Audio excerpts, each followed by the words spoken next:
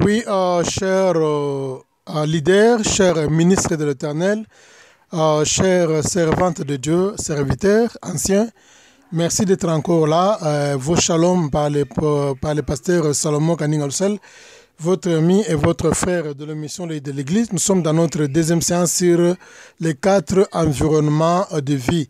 Je pense bien dans la première séance, j'avais un peu frôlé rapidement sur les 4 environnements. Je n'ai pas parlé en détail. Maintenant, dans notre deuxième séance, nous allons parler en détail sur chaque environnement et sur aussi ses occupants. Nous avons parlé sur les 4 environnements de vie. J'avais parlé que le premier environnement, c'est la terre. Le deuxième environnement, ce sont les eaux. Le troisième environnement, c'est l'espace. Et le quatrième environnement, c'est le jardin d'Éden. Et nous avons parlé sur le premier environnement qui consistait sur la terre. Donc, la terre, c'est un environnement géographique de vie qui contient les occupants. Quels sont les occupants que la terre, comment dirais-je, renferme? La terre renferme la verdure, les plantes, les arbres et les herbes. Alors, pour que la verdure, les plantes, les arbres et les herbes puissent avoir la vie, ils doivent être placés sous la terre, encore sous le sol pour tirer la vie. Donc en fait, Dieu n'a pas placé la vie dans les verdures, Dieu n'a pas placé la vie dans les plantes, Dieu n'a pas placé la vie dans les arbres, Dieu n'a pas placé la vie dans les herbes, mais Dieu a placé la vie sous le sol, ou bien sous la terre. Puisque si par exemple un arbre, ou bien une plante, ou encore une herbe, ou encore une verdure a besoin de vivre, il doit être, ou bien elle doit être attachée sous le sol, elle doit être attachée sous la terre afin qu'elle puisse tirer la vie. Donc si elle se sépare avec la terre, alors elle ne vivra pas, bien, il ne vivra pas parce qu'il n'est pas dans son environnement approprié. Alors le deuxième environnement de vie, nous avons dit que c'est de l'eau, bien les eaux au pluriel si vous voulez bien. Alors les eaux représentent le deuxième environnement géographique de vie. Pour qu'un poisson puisse vivre, ou encore un être aquatique puisse vivre, il doit être placé dans les eaux. Alors, si par exemple un poisson est en dehors des eaux, le poisson ne peut jamais trouver sa vie. Donc, le poisson trouve sa vie lorsqu'il est dans... il trouve sa vie lorsqu'il est sous la présence de l'eau. Donc, Dieu a mis la vie dans l'eau. Alors, pour que le poisson puisse trouver sa vie, il doit être placé dans son environnement approprié, qui est de l'eau, ou encore pour que tout être aquatique puisse vivre, il doit se placer. Comme il n'y a pas seulement les poissons, nous avons plusieurs animaux en dehors du poisson qui sont aquatiques, qui vivent dans l'eau. Pour qu'ils puissent vivre, pour qu'ils puissent demeurer en vie, ils doivent consistamment et obligatoirement demeurer dans la présence des eaux pour qu'ils puissent avoir la vie. Si par exemple ils se séparent avec de l'eau, ils vont aussi perdre leur vie. C'est pourquoi les eaux représentent aussi un environnement de vie géographique tellement important pour les catégories des animaux ou des poissons qui sont aquatiques. Le troisième environnement de vie, et nous allons parler sur l'espace. L'espace aussi, c'est un environnement de vie. Qu'est-ce que nous trouvons dans l'espace? Nous savons que dans l'espace, il y a aussi les occupants qui vivent dans l'espace. Les occupants qui vivent dans l'espace, de la manière dont Dieu les avait créés, ils doivent demeurer dans l'espace pour avoir la vie. S'ils se séparent avec l'espace, ils ne pourront plus vivre. Ils vont trouver la mort. Pour qu'ils puissent trouver la vie, ils doivent demeurer dans leur environnement géographique de vie. Donc, les occupants de l'espace sont les luminaires, les galaxies, et il y a aussi les étoiles et les astres, ils sont nombreux. Donc, pour qu'un luminaire puisse avoir la vie, ils doivent se placer en espace. Pour qu'une galaxie, ou encore les étoiles, ou encore les astres puissent avoir la vie, ils doivent se trouver dans l'espace. Pour que, les satellites naturels puissent trouver de la vie, ils doivent demeurer dans leur environnement qui est l'espace.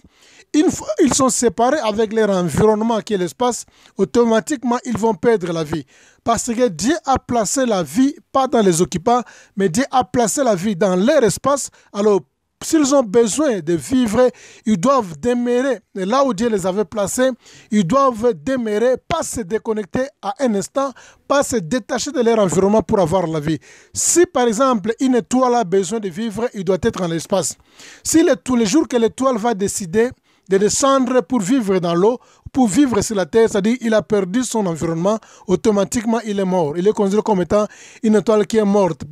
C'est pourquoi d'ailleurs, vous allez voir dans les archives historiques, il y a plusieurs astres qui tombent du ciel, on les appelle les astres qui sont morts, puisqu'ils se sont détachés avec leur environnement. Alors, dans l'astrologie, on dit nous avons dans l'espace, nous avons l'espace qui est l'environnement, le troisième environnement de vie. L'espace contient plus ou moins 200 milliards de galaxies. Donc nous avons plus de 200 milliards de galaxies dans l'espace que Dieu avait créé, que nous appelons l'univers. Donc l'univers que Dieu a créé ici, l'espace que nous voyons, donc nous avons plus ou moins 200 milliards de galaxies. Galaxie signifie l'espace. Donc quand vous sortez à l'extérieur, vous jetez vos regards vers le ciel. Donc l'espace que vous voyez là-bas, on appelle ça la galaxie. Et les études montrent que non, l'espace que nous voyons ici, nous en avons plus ou moins plus de 200 milliards de les espaces. Alors nous vivons dans une seule galaxie, ou bien nous vivons seulement dans un seul espace. Notre espace, bien notre galaxie, que nous sommes en train de vivre, on appelle ça la Voie lactée.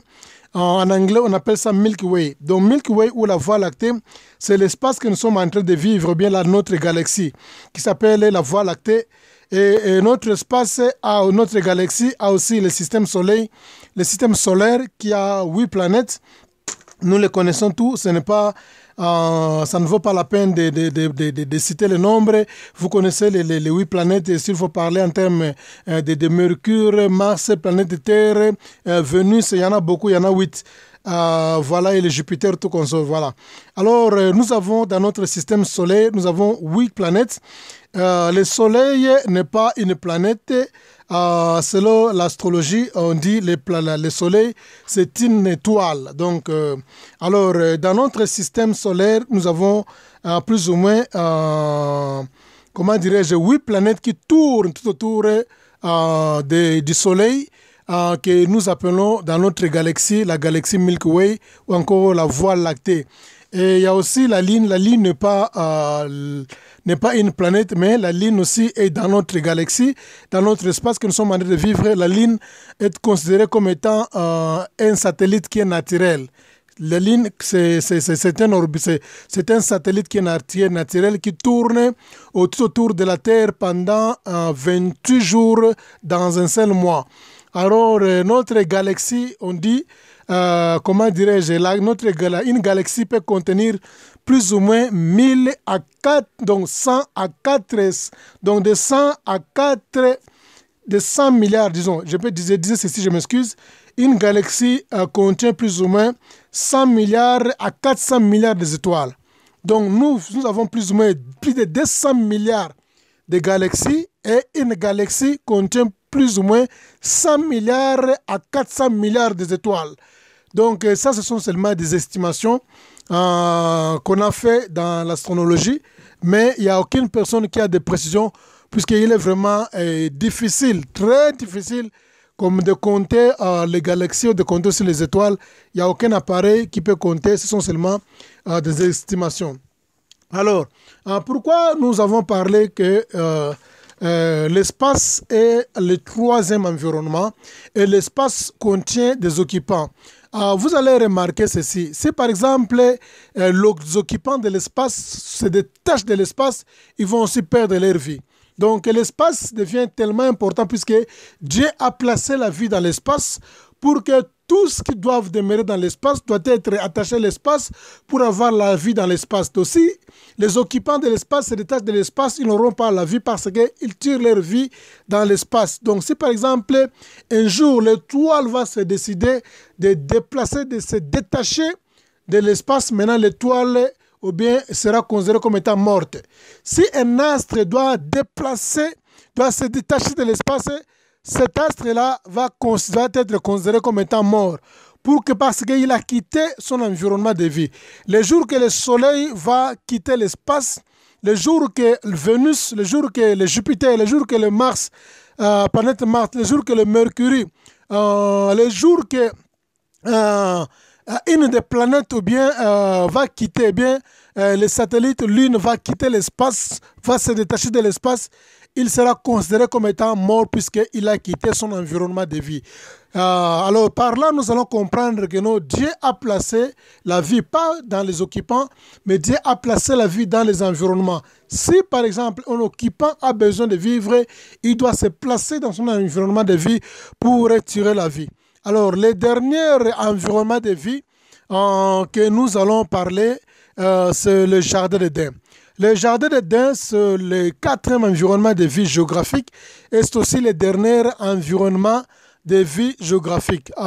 Quels sont les occupants du jardin d'Éden? Le jardin d'Éden, c'est un environnement géographique qui est le quatrième parce que le jardin d'Éden contenait la vie. Dans le jardin d'Éden, nous allons voir là-bas, Dieu avait placé Adam et Ève. Alors, ces deux derniers, ce couple ici, pour qu'ils puissent avoir la vie, pour qu'ils puissent vivre, ils devraient demeurer dans le jardin d'Éden. En dehors du jardin d'Éden, s'ils se séparent, s'ils se détachent de leur environnement de vie qui était le jardin d'Éden, automatiquement, ils devraient considérer comme étant des morts. C'est-à-dire, Adam et Ève devraient vivre dans leur environnement de vie. Leur environnement de vie n'est pas de l'eau, ce n'est pas encore la terre, ce n'est pas aussi l'espace, mais l'environnement de vie pour Adam et Ève, c'était le jardin d'Éden. La Bible dit que Dieu avait créé le jardin d'Éden et Dieu avait placé Adam et Ève afin qu'ils puissent demeurer dans cet environnement de vie. Alors, pourquoi Dieu les avait placés là-bas? Parce que Dieu savait qu'il avait placé la vie dans le jardin d'Éden. Pour que Adam et Ève puissent vivre longtemps, ils devraient ils devraient se placer dans le jardin d'Éden afin qu'ils puissent vivre. Alors, qu'est-ce que nous allons remarquer parmi les quatre environnements? Il y a quelque chose de curiosité que nous allons parler. Dieu avait créé d'abord les quatre environnements avant de placer les occupants. Donc, nulle part dans la Bible, vous allez voir que Dieu a commencé d'abord à créer les occupants. Après, Dieu a commencé maintenant à créer les environnements. Non. Donc, si vous allez bien remarquer, Dieu d'abord a commencé par créer d'abord les quatre environnements de vie. Et quand Dieu a terminé à créer les quatre environnements de vie, c'est alors que Dieu a commencé à placer les occupants dans chaque environnement de vie. Parce que Dieu plaça la vie dans les environnements, dans les quatre environnements de vie et non pas dans les occupants. En sorte que si tu as besoin de vivre, tu dois demeurer respectueusement dans ton environnement géographique. Pourquoi Dieu a commencé à créer d'abord les quatre environnements? Parce que Dieu avait placé la vie dans les environnements. Dieu a pris la vie, Dieu a placé la vie dans la terre, Dieu a placé la vie sous la terre, Dieu a placé la vie dans les eaux, Dieu a placé la vie dans l'espace, Dieu a placé la vie dans le jardin d'Éden.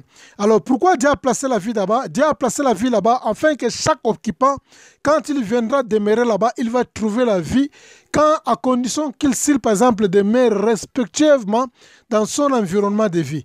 Alors c'est pourquoi Dieu avait commencé d'abord par créer les environnements de vie pour que quand il va placer les occupants dans chaque environnement respectueux, ces occupants auront la vie en abondance s'ils respectent ou bien s'ils demeurent dans leur environnement respectueux. Vous ne verrez jamais dans la Bible quelque part que Dieu créa d'abord les arbres et les plantes et les arbres. Après, Dieu créa la terre comme étant l'environnement après. Non. Donc, ça n'existe pas. Donc, vous ne verrez pas dans la Bible quelque part, je dis là, que Dieu avait créé d'abord les arbres. Dieu a créé les arbres, il a créé les arbres.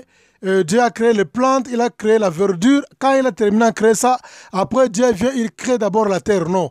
Dieu n'a pas commencé à créer d'abord les arbres. Dieu n'a pas commencé d'abord à créer les herbes. Dieu n'a pas encore commencé à créer les plantes ou encore les verdures. Dieu a commencé à créer d'abord la terre. Pourquoi? Puisque Dieu avait placé la vie dans la terre afin que si la plante a besoin de vivre, si par exemple les arbres ont besoin de vivre, si les herbes ont besoin de vivre, si par exemple les verdures ont besoin de vivre, ils doivent se placer d'abord sur leur environnement terre afin qu'ils puissent trouver la vie. Vous ne verrez non plus jamais dans la Bible quelque part que Dieu avait créé d'abord les poissons. Quand Dieu a terminé à créer les poissons et Dieu a commencé à créer maintenant de l'eau. Non. Nulle part dans la Bible, vous allez voir que Dieu a créé d'abord les êtres aquatiques ou bien les animaux aquatiques, encore les poissons. Quand il a terminé à créer ça, après il a créé de l'eau. Après, non. Respectivement, Dieu a commencé d'abord à créer les eaux. Quand Dieu a créé les eaux, c'est alors que Dieu a pris maintenant les poissons et les animaux aquatiques ou les êtres aquatiques. Dieu les a placés dans l'eau puisque Dieu savait que l'environnement devrait porter la vie. Si les poissons ont besoin de vivre, Dieu devrait d'abord commencer par créer l'environnement afin de les placer là-bas pour qu'ils vont trouver la vie là-bas.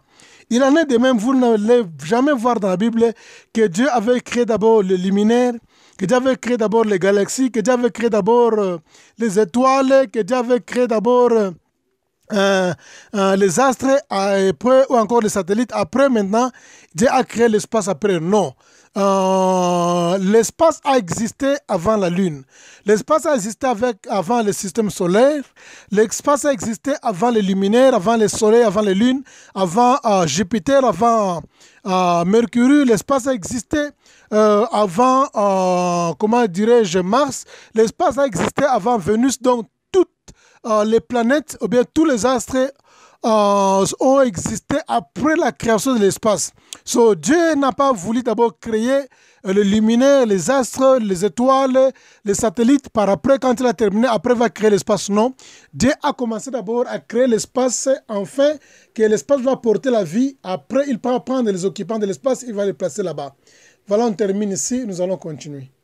Nous allons continuer. Nous allons continuer. Si vous